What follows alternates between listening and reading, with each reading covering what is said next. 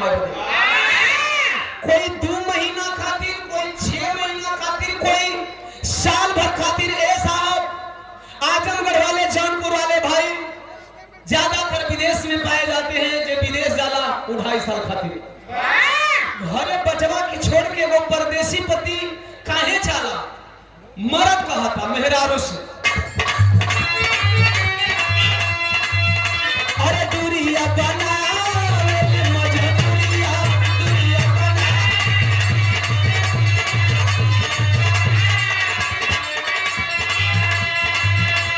दूरिया बना मजबूरिया, दूरिया बना मजबूरिया, घर छोड़ा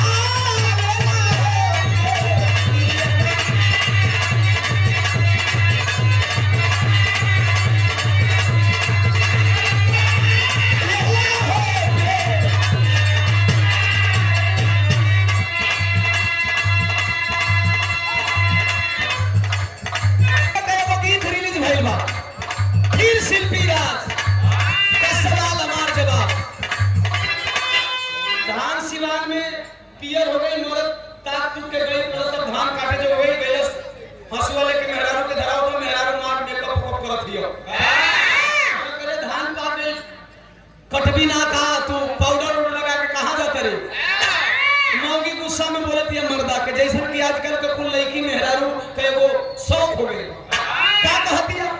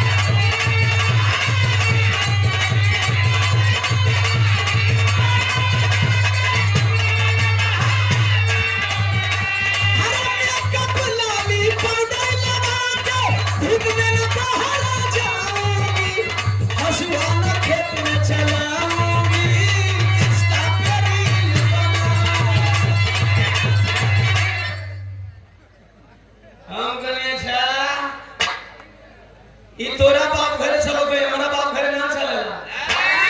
हमारा खानदान के मेहरारू लील ना बने थी। यहाँ ना चलतो, यहाँ ना चलतो, तोरे बाप घर चलतो। ये तो नैहर ना हो, ये तो ससुरा हो। एजा तू चवन चाहत रही तब ना होई। धर्मेंद्र यादव